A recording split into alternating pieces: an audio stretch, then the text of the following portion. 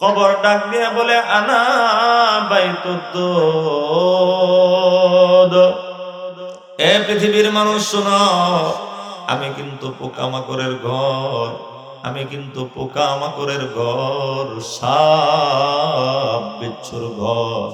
ওই সাপ বিচ্ছুর ঘর কবর নামক জায়গায় পৃথিবীর প্রত্যেকটা মানুষ, আপনাকে আমাকে, এলাকার সব মানুষকে যাওয়া লাগবে কি লাগবে না? নবীজি বলেন কবর প্রতিদিন এইভাবে ডেকে ডেকে চারটা কথা বলেন। এরপরে বিশ্বনবী সাল্লাল্লাহু আলাইহি ওয়াসাল্লাম হাদিসের ভিতরে বলেন ফাইদা দুফিনাল আব্দুল মুমিন, ও ঈমানদাররা শোনো, মওতের ফিকির করে করে, কবরের ফিকির করে করে একজন মানুষ ঈমান এবং ঈমানের উপরে চলে, ঈমান এবং আমলের উপরে চলে। ওই ব্যক্তিটা যখন ঈমানের দৌলত নিয়ে মৃত্যুবরণ করে, আর যখন ওই ঈমানদার নর, ঈমানদার নারী, ঈমানদার যুবক আর ঈমানদার যুবতীকে যখন ওই কবরের ভিতরে দাফন করা হয়, ওই কবরের ভিতরে যখন প্রবেশ করিয়ে দেওয়া হয়, তখন কবর ওই ব্যক্তিটাকে সর্বপ্রথম স্বাগতম জানিয়ে ওই কবরের ব্যক্তিটাকে সর্বপ্রথম আশ্বস্ত করে। সকলেই উঁচু আওয়াজে বলি সুবহানাল্লাহ। নবীজি বললেন একজন ঈমানদার নর, একজন ঈমানদার নারী, একজন ঈমানদার যুবক আর একজন ঈমানদার যুবতীকে যখন কবরের ভিতরে দাফন করা হয়, কবর ওই ব্যক্তিটাকে বলে আহলান ওয়া মারহাবা, স্বাগতম, আসো ঈমানদার যুবক, কবরের ভিতরে আসো, স্বাগতম ঈমানদার পুরুষরা আসো, ঈমানদার নারীরা আসো। কবরে ওই ব্যক্তিটাকে সর্বপ্রথম স্বাগতম জানিয়ে ওই ব্যক্তির সকল ভয়ভীতি দূর করে দেয়। সুবহানাল্লাহ।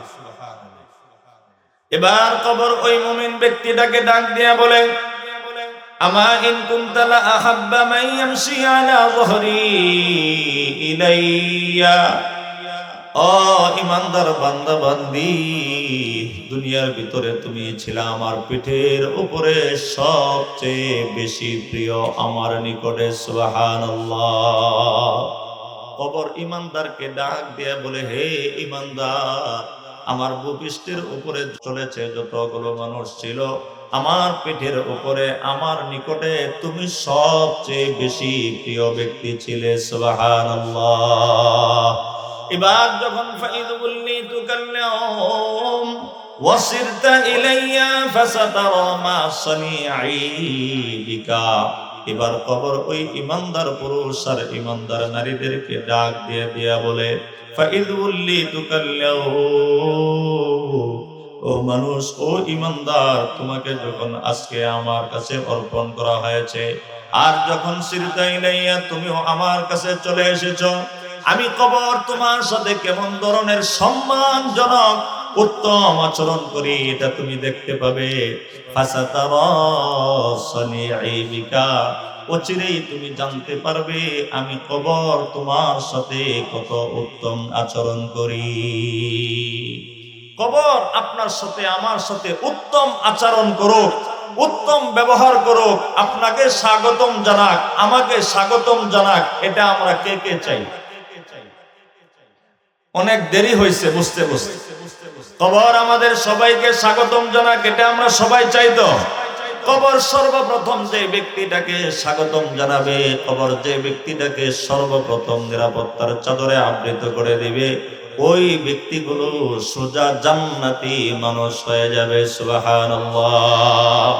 বিশ্বনবী সাল্লাল্লাহু আলাইহি ওয়াসাল্লাম বলেন কবর এই ব্যক্তিগুলোর সাথে এমন ধরনের কথোপকথনের এক পর্যায়ে ওই ব্যক্তিটার জন্য কবরটাকে এত দূর প্রশস্ত করে দেওয়া হবে, এত দূর প্রশস্ত করে দেওয়া হবে যে ওই ব্যক্তির দৃষ্টি শক্তি যত দূর পর্যন্ত যায়, ওই ব্যক্তির কবরটাকে তত দূর পর্যন্ত প্রশস্ত করে দেওয়া হয়। বলেন সুবহানাল্লাহ।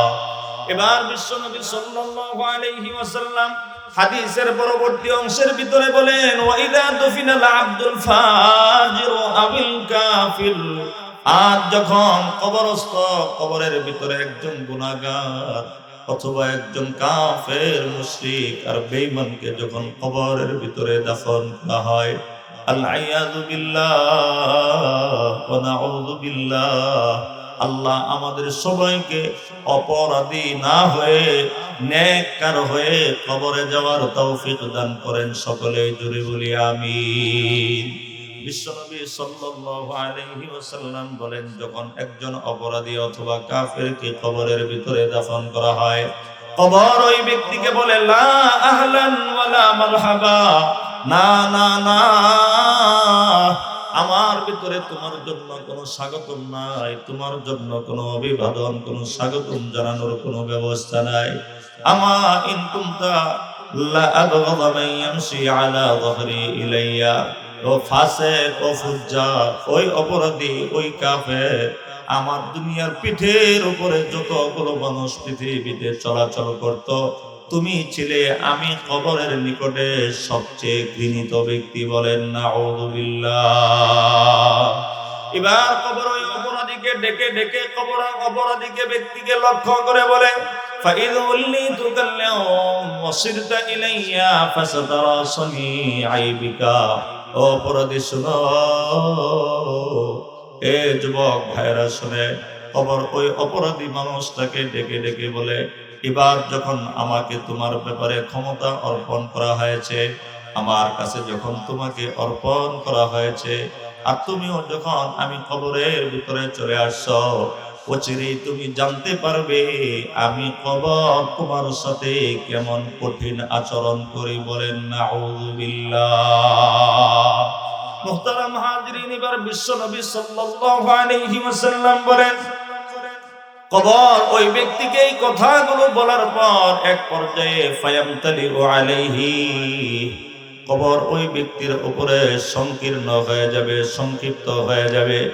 এমন সংকীর্ণ হওয়া হবে হাত্তা তাখতালিফা আযলাউহু, এমনকি এক পাজরের হাড্ডি আর এক পাজরের হাড্ডির ভিতরে এমন ভাবে প্রবেশ করে ফেলবে। বলেন নাউযু বিল্লাহ। আর বিশ্বনবী সাল্লাল্লাহু আলাইহি ওয়াসাল্লাম বলেন, ওয়া ইউকাইয়িদুল্লাহু ৭০ তিন্নিনা, যে মানুষটা গুনাহগার অপরাধী হয়ে যে ব্যক্তি কবরস্থ হবে, কবরের ভিতরে যাবে, ওই ব্যক্তির জন্য কবরের ভিতরে ৭০টা তিন্নির, ৭০টা সাপ ওই ব্যক্তিকে দংশন করার জন্য নিযুক্ত করা হবে। জোরে আওয়াজ দিয়া বলি নাউযু বিল্লাহ। এই দোস্ত, দুনিয়ার ভিতরে একটা গোবরা সাপ অথবা বিষাক্ত সাপ এতগুলো মানুষের মাঝখান দিয়ে যদি এক দিক থেকে আরেক দিকে যদি হঠাৎ করে এলো পাথারে যদি চলাফেরা শুরু করে দেয়, এখানে এমন কোন সাহসী মানুষ একজনও খুঁজে পাওয়া যাবে না যে সাহসী মানুষটা ওই গোবরা সাপের সামনে বসে থাকবে। মুহতারাম দোস্ত বুজুর্গ, দুনিয়ার গোবরা সাপ যেটা হয়, ফানা যেটা তুলে মানুষকে, যেটা সবচেয়ে বিষাক্ত সাপ দর সচরাচর আমাদের বাড়ির আশেপাশে পাওয়া যায়, এমন সাপকে যদি আমরা এই পরিমাণে ভয় পাই, সাপ দেখলে বা যে এলাকার ভিতরে যে রাস্তার ভিতরে সাপ আছে এই সাপ থেকে আমরা দূরে থাকতে চেষ্টা করি, তাহলে যে মানুষটা গুনাহগার হয়ে কবরের ভিতরে যাবে, ওই মানুষটার কবরের ভিতরে এমন ধরনের ৭০টা সাপ যুক্ত করা হবে, লাউ আন্না ওয়াহিদাম মিনহা নাফাখা ফিল আরদি মা আমবাতাত শাইআন মা বাকিয়াতিদ দুনিয়া। বিশ্বনবী বলেন, ওই কবরের ভিতরে যে ৭০টা সাপ নিযুক্ত করা হবে অপরাধী মানুষের কবরে, একটা সাপ যদি দুনিয়ার জমিনের উপরে একবার একটু যদি শ্বাস ছাড়ে, তাহলে কিয়ামত পর্যন্ত এই পৃথিবীর উপরে আর কোন ধরনের গাছপালা, গাছ, তরলতা কোনো কিছুই উৎপাদন হবে না। কিয়ামত পর্যন্ত পৃথিবীর ভূমির উৎপাদনের ক্ষমতা নষ্ট করে দিবে। বলেন নাউযু বিল্লাহ। এমন ৭০টা সাপ যখন অপরাধী মানুষের কবরের ভিতরে দাফন করা হবে, মুহতারাম হাজিরিন, আল্লাহ পাক রব্বুল আলামিন আমাদেরকে সহ অত্র এলাকার যুব সমাজ সহ পৃথিবীর সকল মুমিন মুমিনাত, মুসলিমিন মুসলিমাতদেরকে কবরের ওই ভয়ঙ্কর অবস্থা থেকে আমাদের সবাইকে হেফাজত করেন বলি আমিন। মুহতারাম হাজিরিন, তাহলে কবরের ভয়, পরকালের ভয় কবরের ভাবনা এটা আমাদের ভিতরে না থাকার কারণে আল্লাহ রাসূল বললেন, ওই যে কবরের অথবা জানাজার নামাজের মাঠে মানুষগুলো বসে হাসাহাসি করতেছিল, ওই হাসাহাসি করার কারণ হলো আমরা মৃত্যু ভুলে গেছি। এই মৃত্যু ভুলে যাওয়ার কারণে আমরা এখন সবাই দুনিয়ামুখী হয়ে গেছি, পরকাল সম্পর্কে একদম গাফেল, পরকাল সম্পর্কে একদম ভোলা আমরা হয়ে গেছি। আর এক হাদিসের মধ্যে আল্লাহর রাসূল সাল্লাল্লাহু আলাইহি ওয়াসাল্লাম সাহাবায়ে কেরাম রাদিয়াল্লাহু আনহুম আজমাইন গণকে নিয়ে বসা। এমন সময় এমন মজমার ভিতরে সকল সাহাবায়ে কেরামকে লক্ষ্য করে বিশ্বনবী সাল্লাল্লাহু আলাইহি ওয়াসাল্লাম বলেন, ইস্তাহিয়ু মিনাল্লাহি হাক্কাল হায়া। এ আমার সাহাবীরা শোনো, তোমরা সবাই আল্লাহ পাক রব্বুল আলামিনকে লজ্জাবোধ করো। ক্বালু সাহাবায়ে কেরাম রাদিয়াল্লাহু আনহুম আজমাইন বললেন, ইন্না লানাস্তাহি। আল্লাহর রাসূল, আমরা সবাই তো আল্লাহ পাক রব্বুল আলামিনকে লজ্জাবোধ করি। আর সকল প্রশংসা একমাত্র শুধুমাত্র কেবলমাত্র আমাদের রব আল্লাহ সুবহানাহু ওয়া তাআলার জন্য। বিশ্বনবী সাল্লাল্লাহু আলাইহি ওয়াসাল্লাম বলেন, লাইসা যাকা ওয়ালাকিন্নাল ইস্তিহয়া মিনাল্লাহ হাক্কাল হায়া আন তাহফাযার রা'সা ওয়া মা ওয়া'a ওয়া তাহফাযাল বাতনা ওয়া মা হাওয়া। সাহাবীরা যখন বললেন, ইয়া রাসূলুল্লাহ, আমরা তো আল্লাহ পাক রব্বুল আলামিনকে লজ্জাবোধ করি, সকল প্রশংসা রব্বে কারীমের আল্লাহ সুবহানাহু ওয়া তাআলা। নবীজি বললেন, আল্লাহকে লজ্জাবোধ করার অর্থ এটা নয়। সাহাবীরা শোনো, আল্লাহকে লজ্জাবোধ করার অর্থ হলো তিনটা কাজ করা। এক নাম্বার কাজ হলো আন তাহফাযার রা'সা ওয়া মা আওয়া। এক নাম্বার কাজ, তুমি তোমার মাথাকে হিফাজত করবা এবং মাথার ভিতরে যা কিছু আছে এগুলোকে তুমি হিফাজত করবা। যে কোনো চিন্তা চেতনা, দুনিয়ার লোভ লালসা, দুনিয়ায় দীর্ঘদিনের বেঁচে থাকার আশা, দুনিয়ার ক্ষমতা ইত্যাদি ইত্যাদি যত ফিকির আছে, সকল কুফিকির থেকে নিজের মাথা এবং মাথার মস্তিষ্ককে হেফাজত কর। দ্বিতীয় নাম্বার কাজ হলো তাহফাযাল বাতনা ওয়া মা হাওয়া। সাহাবীরা শুনো, দ্বিতীয় নম্বর কাজ হলো পেট এবং পেটের ভিতরে যা কিছু আছে এগুলোকে তুমি হেফাজত করবে। এটা হলো আল্লাহকে লজ্জাবোধ করার অর্থ। তিন নম্বর কথা বিশ্বনবী সাল্লাল্লাহু আলাইহি ওয়াসাল্লাম বলেন, ওয়া তাতাযাক্কারাল মাউতা ওয়াল বিলা। তিন নম্বর কাজ হলো তোমরা মৃত্যুকে স্মরণ করবা, ওয়াল বিলা, এবং মৃত্যুর পরে তোমার কবরের ভিতরে তোমাকে পচে যেতে হবে, গলে যেতে হবে, তোমার দেহের কোনো অস্তিত্ব বাকি থাকবে না। এই ফিকির, এই ভাবনা, এই উপদেশ, এই চিন্তা, এই চেতনা তোমাকে করা লাগবে। যেই মানুষগুলো উপর উল্লেখিত তিনটা কাজ করবে, তারা কাজিনাতুদ দুনিয়া, ওই ব্যক্তি কখনো দুনিয়ার লোভ লালসা চাকচিক্যতার পিছনে পড়তে পারে না, বরং এই মানুষগুলো দুনিয়ার চাকচিক্যতাকে বর্জন করবে। মুহতারাম হাজরিন, এই দুই হাদিস থেকে আমরা জানতে পারলাম, আমরা দুনিয়ার ভিতরে নেক আমল, ইবাদত, বন্দেগী ইত্যাদি জিনিস থেকে অমনোযোগী হয়ে যাওয়ার পিছনে, গাফেল হয়ে যাওয়ার পিছনে দুইটা কারণ সূরা তাকাসুর থেকে আমরা পাইলাম। মালের অথবা প্রাচুর্যের লোভ লালসা, এটা আমাদেরকে আমাদের আল্লাহ, আমাদের জান্নাত জাহান্নাম, আমাদের কবর, হাসর নসর, এই সব কিছুর থেকে শিক্ষিত অশিক্ষিত যুব সমাজ সহ সবাইকে গাফেল করে রেখেছে। দ্বিতীয় নাম্বার, মৃত্যু এবং মৃত্যুর ফিকির, মৃত্যু এবং কবরের ফিকির এবং এ সম্পর্কে ভাবনা আমাদের ভিতরে না থাকার কারণে আমরা দুনিয়ার ভিতরে যা ইচ্ছা তাই আমরা করতে পারি, যা ইচ্ছা তাই আমরা করি। অথচ বিশ্বনবী সাল্লাল্লাহু আলাইহি ওয়াসাল্লাম যুবক ভাইদের সম্পর্কে বিশেষভাবে আল্লাহর রাসূল সাল্লাল্লাহু আলাইহি ওয়াসাল্লাম জানিয়ে দিয়েছেন, এই যে কবরের ব্যাপারে আমরা কবরের কিছু আর্তনাদ, কবরের কিছু আহ্বান শুনলাম, এবং কবরের ভিতরে মানুষকে শাস্তি দেওয়া হবে, কবরের ভিতরে মানুষকে আযাব দেওয়া হবে, এই সম্পর্কেও আমরা শুনলাম। আর কবরের আযাব কিন্তু খুব ভয়াবহ। ওই কবরের আযাব কার জন্য কতটুকু পরিমাণ অপেক্ষা করতেছে আমি জানি না, আপনারাও জানেন না মুহতারাম দোস্ত বুজুর্গ। বিশ্বনবী সাল্লাল্লাহু আলাইহি ওয়াসাল্লামের এক সাহাবী হযরত সাদ ইবনে মুআজ রাদিয়াল্লাহু তাআলা আনহু জলিলুল কদর একজন সাহাবী ছিলেন। ইসলামের অনেক যুদ্ধে তিনি সরাসরি অংশগ্রহণ করেছেন। তার গায়ের ভিতরে যুদ্ধ ময়দানের অনেকগুলো আঘাত এবং চিহ্ন বিদ্যমান ছিল। এত সব কিছুর পরেও হযরতে সাদ ইবনে মুআজ রাদিয়াল্লাহু তাআলা আনহুর কিছু বৈশিষ্ট্য এবং ওনার কবরের ব্যাপারে একটু বিষয়টা শুনি। কবরের আযাব কার জন্য কেমন? হযরতে সাদ ইবনে মুআজ রাদিয়াল্লাহু তাআলা আনহু যখন ইন্তেকাল করলেন, খারাজ রাসূলুল্লাহ সাল্লাল্লাহু আলাইহি ওয়াসাল্লাম, বিশ্বনবী সাল্লাল্লাহু আলাইহি ওয়াসাল্লাম জানাজার উদ্দেশ্যে বের হয়ে গেছেন। সাদ ইবনে মুআজের ইন্তেকালের পরে ফাসাল্লা আলাইহি, এবার বিশ্বনবী সাল্লাল্লাহু আলাইহি ওয়াসাল্লাম ওই সাদ ইবনে মুআজের জানাজার নামাজ বিশ্বনবী নিজে পড়িয়েছেন। ওয়াসুব্বি আলাইহি, এরপরে বিশ্বনবী সাল্লাল্লাহু আলাইহি ওয়াসাল্লাম ওই সাহাবীর কবরের উপরে মাটিও নিজের বরকতের হাতের দ্বারা দিয়েছেন।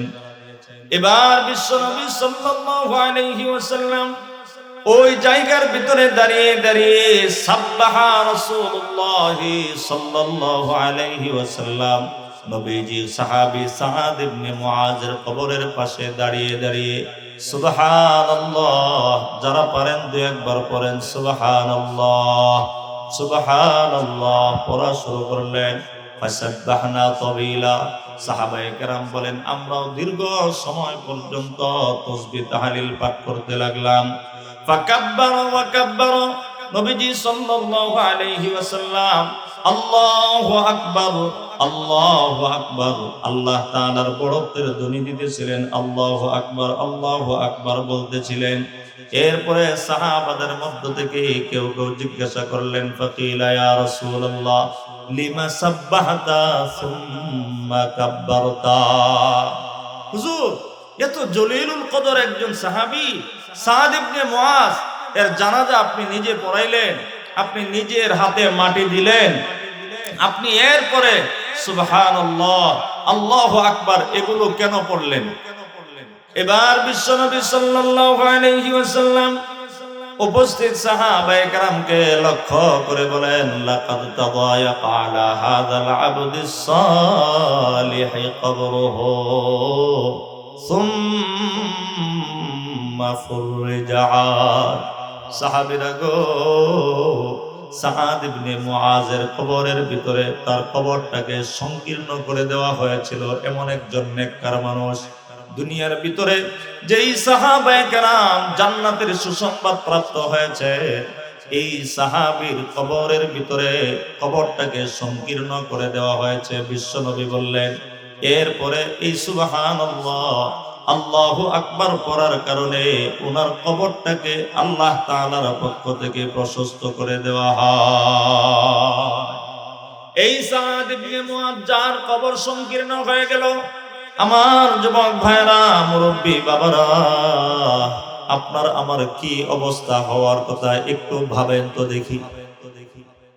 ওই সাহাবী যার দুনিয়ার জীবনের ভিতরে থাকা অবস্থায় রাদিয়াল্লাহু আনহুম ওয়া রাদু আনহুর ঘোষণা, বিশ্বনবী নিজে যে সাহাবীর জানাজার নামাজের ইমামতি করেছেন, নিজে মাটি দিয়েছেন, ওই বিশ্বনবী বললেন এই নেককার মানুষের কবরটাকে সংকীর্ণ করে দেওয়া হয়েছে। এই সাদ ইবনে মুআজের আরেকটু পরিচয় লই।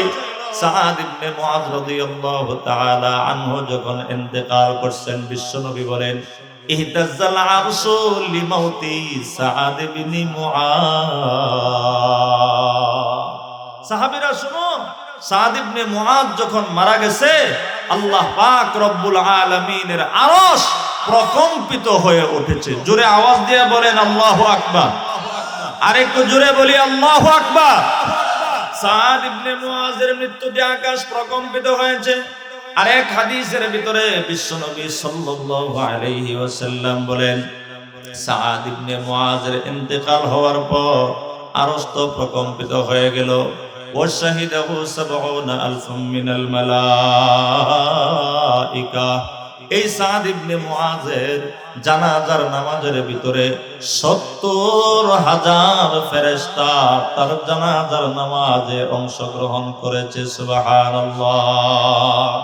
অফদিহাত আবওয়াবুস সামা। এরপরে বিশ্বনবী বলেন, ওই সাহাবীর জন্য আসমানের দরজাগুলো উন্মুক্ত করে দেওয়া হয়েছে। যে সাহাবীর এতগুলো বৈশিষ্ট্য আমরা ২-৩টা হাদিস থেকে শুনলাম। এই সাহাবীর ব্যাপারে বলেন, লাকাদ গুম্মা গুম্মা।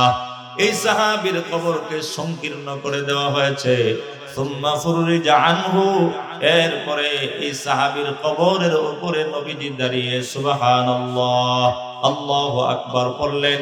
এইগুলো পড়ার বরকতে আল্লাহ রাব্বুল আলামিন তার কবরকে প্রশস্ত করে দিয়েছেন। সুবহানাল্লাহ। যুবক ভাইরা, আমাদেরকেও সেই অন্ধকার কবরের ভিতরে, সেই অন্ধকার কবর, একাকিত্বের কবর, মাটির ঘর কবর, পোকা মাকড় সাপ বিচ্ছুর ঘর কবরের ভিতরে যাওয়া লাগবে কি লাগবে না? একটু বলেন, লাগবে কি লাগবে না? তাহলে এই জন্য আমাদের এখন থেকেই প্রস্তুতি নেওয়া লাগবে, যাতে করে ওই কবরের ভিতরে যাওয়ার পর কবরের আযাব থেকে যেন আপনি বাঁচতে পারেন, আমি বাঁচতে পারি, অত্র এলাকার মা বোনেরাও যেন বাঁচতে পারেন। এই কবরের আযাব থেকে বাঁচার তরিকা, কবরের আযাব থেকে বাঁচার পদ্ধতি কি হবে? হযরতে আবু হুরায়রা রাদিয়াল্লাহু তাআলা আনহু থেকে বর্ণিত, ক্বালা রাসূলুল্লাহ সাল্লাল্লাহু আলাইহি ওয়াসাল্লাম, সাবআতুন ইউযিল্লুহুমুল্লাহু ফি যিল্লিহি ইয়াওমা লা যিল্লা ইল্লা যিল্লুহ। এই সাহাবীরা শুনো, কাল কিয়ামতের কঠিন ময়দানে আল্লাহ রাব্বুল আলামিনের আরশে আজিমের ছায়া ব্যতীত যেই দিন আর কোন ধরনের ছায়ার কোনো ব্যবস্থা থাকবে না। আর ওই আল্লাহ তাআলার আরশে আজিমের ছায়া ছাড়া যেহেতু আর কোনো ব্যবস্থা থাকবে না, মানুষগুলো এই আরশের ছায়ার নিচে যারা জায়গা পাবে না, তাদের ছায়ার দ্বিতীয় কোনো আর ব্যবস্থা নাই। এমন কঠিন দিনে, এমন কঠিন মুহূর্তের ভিতরে বিশ্বনবী সাল্লাল্লাহু আলাইহি ওয়াসাল্লাম বলেন, আমার এই দুনিয়ার ভিতরে 7 গুণে গুণে কিছু মানুষ আছে, কিছু পুরুষ আছে, কিছু যুবক আছে, কিছু নারী আছে, কিছু পুরুষ আছে। আল্লাহ রাব্বুল আলামিন ওই কিয়ামতের কঠিন ময়দানে 7 শ্রেণীর মানুষকে আল্লাহর আরশে আজিমের নিচে আশ্রয় দিয়ে দিবেন। সুবহানাল্লাহ। এক নম্বর হলো আল ইমামুল আদিল। বিশ্বনবী বলেন, এক নম্বর শ্রেণীর মানুষ আল্লাহ তাআলা তাদেরকে আরশে আজিমের নিচে আশ্রয় দিবেন, ছায়া দান করবেন। ওই শ্রেণীর মধ্যে সর্বপ্রথম শ্রেণীর নাম হলো ন্যায় পরায়ণশীল বাদশা, ন্যায় বিচারক বাদশা। এক রিওয়ায়াতের ভিতরে আল ইমামুল আদিল, অফি রিওয়ায়াতিন ইমামুন আদিল। নেককার বাদশা যারা আছে, ইনসাফগার বাদশা যারা আছে, দুনিয়ার ভিতরে আদল আদালতের সাথে, ইনসাফের সাথে রাষ্ট্র ব্যবস্থা যারা পরিচালনা করেছে, এমন প্রত্যেকটা ইনসাফগার বাদশাকে কিয়ামতের কঠিন দিনে আল্লাহর আরশের নিচে ছায়া দান করবেন। সুবহানাল্লাহ। এক নাম্বার শ্রেণীর ন্যায় বিচারক বাদশা। এখন আপনি আর আমি তো ন্যায় বিচারক বাদশা হতে পারলাম না, এক নাম্বার শ্রেণীর অন্তর্ভুক্ত হতে পারলাম না। বিশ্বনবী সাল্লাল্লাহু আলাইহি ওয়াসাল্লাম হাদিসের দ্বিতীয় অংশের ভিতরে বলেন, ওয়াশাবুন নাশাআ ফি ইবাদাতি রাব্বিহি। আল্লাহু আকবার বলেন। যুবক ভাইরা একটু বলেন আল্লাহু আকবার। বিশ্বনবী বলেন, দুনিয়ার যে সমস্ত যুবকেরা যৌবনকালটাকে পাগলা ঘোড়ার মতো গুনাহের পথে শুধুমাত্র ব্যয় করে নাই, শুধুমাত্র গুনাহ করার জন্য প্রতিযোগিতা করে যৌবনটাকে যারা নষ্ট করে নাই, বরং যৌবনকালটাকে যারা হিফাজত করেছে, সব ধরনের মাসিয়ত এবং গুনাহ থেকে হিফাজত করেছে, নেক আমলের ভিতরে যে যুবক আর যে যুবতীগুলো নিজেদের জীবনের গুরুত্বপূর্ণ সময়টাকে কাটিয়েছে, কেমন নেককার যুবক যারা হবে, আল্লাহ পাক রব্বুল আলামিনের আরশের নিচে ওই যুবক আর যুবতীগুলোকেও আল্লাহ তাআলা আশ্রয় দিয়ে দিবেন। সুবহানাল্লাহ। এক নম্বরে ন্যায়পরায়ণশীল বাদশার কথা বললেন। দুই নাম্বার বিশ্বনবী বললেন যুবকরা যারা যৌবনকালকে হেফাজত করবে, ইবাদতের ভিতরে কাটাবে, ওই যৌবনকালে ইবাদতকারী যুবকগুলোকেও আল্লাহ আরশে আজিমের নিচে আশ্রয় দিয়ে দিবেন। সুবহানাল্লাহ। এখন মুরব্বী বাবারা হয়তো বা মনে কষ্ট পাইতে পারেন, হুজুর আমাদের জন্য কি কোনো রাস্তা নাই? আমরা তো হুজুর বাদশাহ হতে পারলাম না, এখন তো আমাদের যৌবনকাল নয়, তাহলে আমাদের কি অবস্থা হবে? বিশ্বনবী সাল্লাল্লাহু আলাইহি ওয়াসাল্লাম বলেন, রাজুলুন কলবুহু মুআল্লাকুন ফিল মাসাজিদ। আল্লাহ রাসূল বলেন, এই মানুষ শোনো, তৃতীয় নাম্বার যে ব্যক্তি অথবা যাদেরকে আল্লাহ তাআলা তার আরশের নিচে আশ্রয় দিবেন, এটা হলো এমন প্রত্যেকটা মানুষ যে মানুষটার জীবনে সদা সর্বদাই দিলের টান ছিল মসজিদের দিকে। সুবহানাল্লাহ। একটু জোরে বলি সুবহানাল্লাহ। যেই মানুষটা দিলের টান, দিলের সম্পৃক্ততা, দিলের মহাব্বত সদা সর্বদাই কার সাথে ছিল? একটু বলেন কষ্ট করে, কার সাথে ছিল? তাহলে যার দিলের সম্পর্ক ছিল মসজিদের সাথে, এমন মানুষগুলোকেও আল্লাহ তাআলা কিয়ামতের দিন কোথায় আশ্রয় দিবে? আল্লাহর আরশের নিচে। এখানে একটা কথা আমরা একটু ভালো করে শুনি আর ভালো করে মনে রাখি। আল্লাহ যখন কোন মানুষকে আল্লাহর আরশের নিচে একবার জায়গা দিবেন, একবার আশ্রয় দিবেন, আপনাদের কি মনে হয় হাসরের কঠিন সময়ে যেদিন তাম পৃথিবীর মানুষগুলো কি একটা ভয়ঙ্কর অবস্থা হবে, ওই দিন আল্লাহ যে ব্যক্তিগুলোকে, যে যুবকগুলোকে, যে নারী পুরুষগুলোকে আরশের নিচে একবার জায়গা দিছে, এই মানুষগুলোকে পরবর্তীতে আল্লাহ জাহান্নামে দিবেন, এটা কি আপনাদের মনে হয়? আরেকবার বলেন, এটা কি মনে হয়? এই জন্য হাকিম আখতার সাহেব রাহমাতুল্লাহি আলাইহি নাওয়ারাল্লাহু মারকাদাহু বারাদাল্লাহু মারজাহু, তিনি বলেন আল্লাহ পাক রব্বুল আলামিন যখন দুনিয়ার কোন মানুষকে আরশে আজিমের নিচে আশ্রয় দিয়ে দিবেন, এর অর্থ হলো রব্বুল আলামিন যে ব্যক্তিটাকে প্রথমে সম্মানিত করেছেন, মর্যাদাবান করেছেন, যেই যুবক আর যে পুরুষ আর যে নারী পুরুষগুলোকে আল্লাহর আরশের নিচে একবার আশ্রয় দিয়ে সম্মানের মুকুট পরিধান করিয়ে দিয়েছে, দ্বিতীয়বার এই মানুষগুলোকে আল্লাহ তাআলা জাহান্নামে নিক্ষেপ করবেন না, বলি আলহামদুলিল্লাহ। তাহলে এখানে যে কথাটা আমাদের স্মরণ রাখা দরকার, একজন মানুষকে যদি রব্বুল আলামিন কিয়ামতের কঠিন দিনে আরশে আজিমের নিচে আশ্রয় দিয়ে দেয়, এর অর্থ হলো বান্দা, আমি আল্লাহ এই কঠিন বিপদের মুহূর্তে আমি আল্লাহ তোমাকে সম্মানিত করেছি, আর আমি আল্লাহ তোমাকে লাঞ্ছিত আর বঞ্চিত করব না। সুবহানাল্লাহ।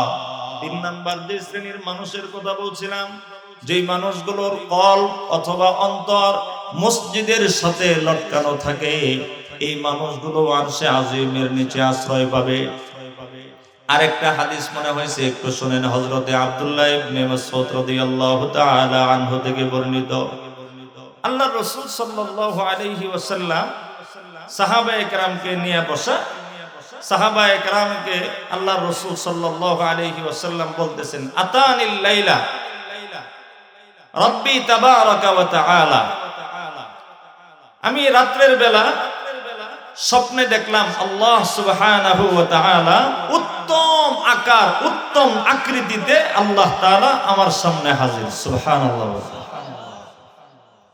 রব্বুল আলামিন যখন আমার সামনে হাজির, এবার রব্বুল আলামিন আমাকে প্রশ্ন করতেছেন, ইয়া মুহাম্মদ হাল তাদরি ফিমা ইয়াখতাসিমুল মালাউল আলা।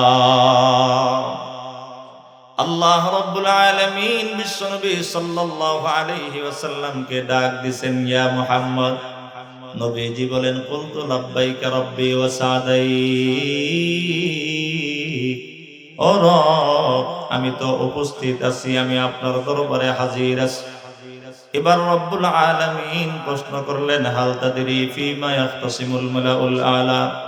হাবিব আমার, আপনি কি জানেন ঊর্ধ্ব জগতের ফেরেশতারা একটা বিষয় নিয়ে বিবাদ করছে, একটা বিষয় নিয়ে বাদানুবাদ করছে, তারা কথাবার্তা বলতেছে। ওই বিষয়টা কি, এটা কি আপনি জানেননি? এবার বিশ্বনবী সাল্লাল্লাহু আলাইহি ওয়াসাল্লাম জবাব দিলেন, কুলতুলা, না আল্লাহ, ফেরেশতারা, ঊর্ধ্ব জগতের ফেরেশতারা কোন বিষয় নিয়ে কথা বলছে তা তো আমি জানি না। এবার বিশ্বনবী বলেন, ফাওয়াদা ইয়াদাহু বাইনা কাতিফাইয়া। আল্লাহ রাব্বুল আলামিনের কুদরতি হাত আমার দুই কাঁধের মাঝখানে রব্বুল আলামিন রেখে দিলেন। আল্লাহ তাআলার কুদরতি হাত যখন আমার দুই কাঁধের মাঝখানে যখন রেখে দিলেন, এবার আল্লাহ পাক রব্বুল আলামিনের হাতের শীতলতা আমি আমার বুকের মাঝখান থেকে আমি অনুভব করেছি। বলেন সুবহানাল্লাহ। আল্লাহ জিজ্ঞাসা করছেন, হাবিব আপনি কি জানেন ঊর্ধ্ব জগতের ফেরেশতারা কি নিয়ে বিবাদ করছে? বিশ্বনবী বলেন, না আল্লাহ, আমি তো জানি না। তো আল্লাহর রাসূল বলেন, এরপরে আল্লাহ তাআলা তার কুদরতি হাতটাকে আমার দুই স্কন্ধের মাঝখানে, দুই কাঁধের মাঝখানে রাখছেন। এই কাঁধের মাঝখানে রাখার পর হুজুর সাল্লাল্লাহু আলাইহি ওয়াসাল্লাম বলেন, আমি আমার বুক থেকে, এই যে সামনের অংশ থেকে আমি ওই হাতের শীতলতা অনুভব করলাম। সুবহানাল্লাহ। এবার রব্বুল আলামিন আবার প্রশ্ন করলেন, ইয়া মুহাম্মদ। বিশ্বনবী বলেন, কুলতু রাব্বাইক রাব্বি ওয়া সাদাই। ও রব্বুল আলামিন, আমি আপনার দরবারে হাজির আছি। এবার রব্বুল আলামিন প্রশ্ন করেন, হাল তাদরি ফিমা ইয়াখতাসিমুল মালাউল আলা। আরেক riwayতের ভিতরে আসছে, বিশ্বনবী সাল্লাল্লাহু আলাইহি ওয়াসাল্লাম বলেন, আল্লাহ তাআলা যখন আমার কাঁধের মাঝখানে হাত রেখেছেন, ফাআলিমতু মা বাইনাল মাশরিকি ওয়াল মাগরিব, পূর্ব দিগন্ত এলেম যখন অর্জন হয়ে গেছে, এবার রব্বুল আলামিন প্রশ্ন করতেছেন, হাল তাদরি ফিমা ইয়াখতাসিমুল মালাউল আলা। হাবিব আমার, আপনি কি জানেন এই যে ঊর্ধ্ব জগতের ফেরেশতারা কি বিষয়ে মতভেদ করছে, বিবাদ করছে? এবার বিশ্বনবী সাল্লাল্লাহু আলাইহি ওয়াসাল্লাম বলেন, ফিদ দারাজাতি ওয়াল কাফফারা। আল্লাহ ঊর্ধ্ব জগতের ফেরেশতারা দুইটা বিষয় নিয়ে বিবাদ করছে। এক হলো মানুষের মর্যাদা কোন কোন আমলগুলোর কারণে বৃদ্ধি পায়, দ্বিতীয় হলো মানুষের গুনাহগুলো কোন কোন আমলের দ্বারা মোচন হয়ে যায়, গুনাহের কাফফারা সম্পর্কে। এবার বিশ্বনবী সাল্লাল্লাহু আলাইহি ওয়াসাল্লাম বলেন, ওয়াল কাফফারাতু আল মুকসু ফিল মাসাজিদি বা'দাস সালাওয়াত। ও যুবক ভাইরা, কথা শেষ। বিশ্বনবী বলেন, মানুষের গুনাহের যে কাফফারাগুলো হয়ে যাবে, মর্যাদা বাড়ার যে তিনটা আমলের কথা বিশ্বনবী সাল্লাল্লাহু আলাইহি ওয়াসাল্লাম এই হাদিসের মধ্যে বললেন, এক নাম্বার হলো নামাজ পড়ে, নামাজের পরে অথবা নামাজের আগে যে মুসল্লিগুলো নামাজের ভিতরে একটু সময় অবস্থান করে, এই একটু সময় অবস্থান করার দ্বারা ওই মানুষের মর্যাদা বৃদ্ধি পায় আর তাদের গুনাহগুলোর জন্য এটা কাফফারা হয়ে যায়। দ্বিতীয় নম্বর বিশ্বনবী বলেন, ওয়াল মাশিউ আলাল আকদামি ইলাল জামাআত। ও রব্বুল আলামিন, মানুষের মর্যাদা বৃদ্ধির এবং গুনাহের কাফফারার দ্বিতীয় নাম্বার আমল ঊর্ধ্ব জগতের ফেরেশতারা যে বিষয় নিয়ে বিবাদ করছে, সেটা হলো পায়ে হেঁটে হেঁটে মসজিদের দিকে যাওয়া, পায়ে হেঁটে হেঁটে মসজিদের উদ্দেশ্যে, মসজিদের দিকে নামাজের উদ্দেশ্যে যাওয়া। এই একটা কদম করে যখন একজন মানুষ পায়ে হেঁটে মসজিদে যায়, এক একটা কদমে মানুষের মর্যাদা বৃদ্ধি পায় এবং একটা কদমে মানুষের জীবনের সগীরা গুনাহগুলো মাফ হতে থাকে। সুবহানাল্লাহ। তিন নাম্বার হলো ইসবাগুল wudu'i ফিল মাকারি। বিশ্বনবী বলেন যখন কষ্ট হয়, শীতের দিন ঠান্ডা পানি দিয়ে ওযু করাটা কষ্টের একটা ব্যাপার, এই কষ্টের সময়েও যারা পূর্ণাঙ্গভাবে পরিপূর্ণভাবে ওযু করে, এই ওযু করাটাও কষ্টের সময়ে মানুষের মর্যাদা বৃদ্ধি এবং তার গুনাহগুলোর জন্য কাফফারা হয়। আওয়াজ দিয়ে বলি সুবহানাল্লাহ। বিশ্বনবী বলেন মান ফাআলা যালিক আশা বিখাইরিন ওয়া মাতা বিখাইর। বিশ্বনবী সাল্লাল্লাহু আলাইহি ওয়াসাল্লাম বলেন উপরোল্লেখিত তিনটা কাজ যারা করবে রব্বুল আলামিন ওই ব্যক্তিটাকে নগদ তিনটা পুরস্কার দান করবেন। সুবহানাল্লাহ। এক নাম্বার পুরস্কার হলো যে ব্যক্তিগুলো উপরোল্লেখিত কাজগুলো করবে ওই ব্যক্তির দুনিয়ার জীবনটাকে কল্যাণকর কল্যাণময় করে দিবেন আল্লাহ। আমরা যে কল্যাণের জীবন চাই আল্লাহর কাছে, ওই নামাজ পড়লে, নামাজের পরে মসজিদে অবস্থান করলে, পায়ে হেঁটে মসজিদে গেলে, শীতের দিনেও ওযু করলে আল্লাহ পাক রব্বুল আলামিন আপনাকে আমাকে এক নাম্বার জীবন উপহার দিবেন, কল্যাণকর জীবন আল্লাহ দুনিয়ার জিন্দেগির ভিতরে নসিব করে দিবেন। সুবহানাল্লাহ।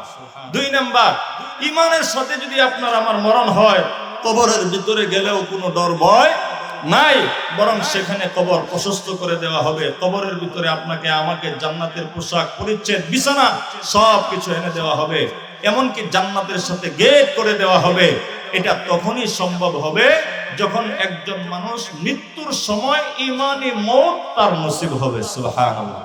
বিশ্বনবী বললেন যারা উপরোল্লেখিত তিনটা কাজ করবে, দ্বিতীয় নাম্বার পুরস্কার মাতা বিখাইরিন, এরা কল্যাণকর মরণ এদের জিন্দেগির ভিতরে আল্লাহ তাআলা নসিব করে দিবেন। সুবহানাল্লাহ।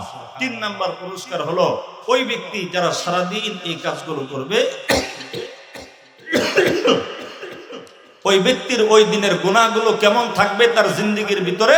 কয়েকটা নবজাতক শিশু মায়ের পেট থেকে ভূমিষ্ঠ হলে সে যেমন নিষ্পাপ বেগুনা মাসুম থাকে, তার জীবনে যেমন কোনো গুনাহ থাকে না, উপরোল্লেখিত কাজগুলো যারা করবে আল্লাহ ওই যুবক, ওই যুবতী, ওই পুরুষ, ওই নারী পুরুষগুলোকে যারা যেখান থেকে যে আমলের যোগ্য সে আমলগুলো করলে আল্লাহ তাআলা তাদেরকে ওই দিন নিষ্পাপ বেগুনা মাসুমের মতো তাদের জীবনটাকে আল্লাহ তাআলা নিষ্পাপের জিন্দেগিতে পরিণত করে দেবেন। সুবহানাল্লাহ।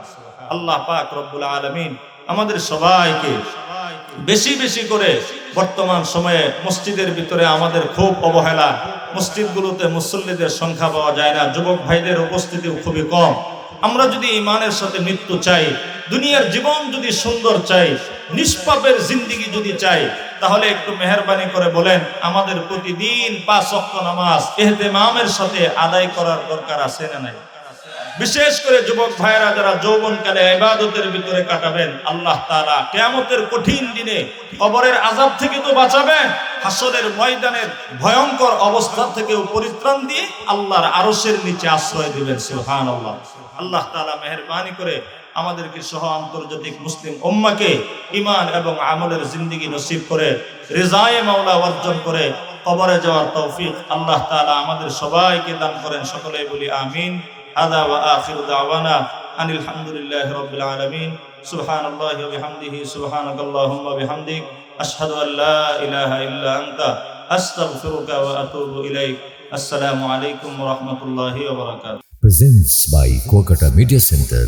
হক্কানি আলেমদের নিত্য নতুন ভিডিও পেতে আমাদের চ্যানেলটি সাবস্ক্রাইব করুন। কুয়াকাটা মিডিয়া সেন্টার, ইসলামিক বিনোদনের বিশ্বস্ত সঙ্গী।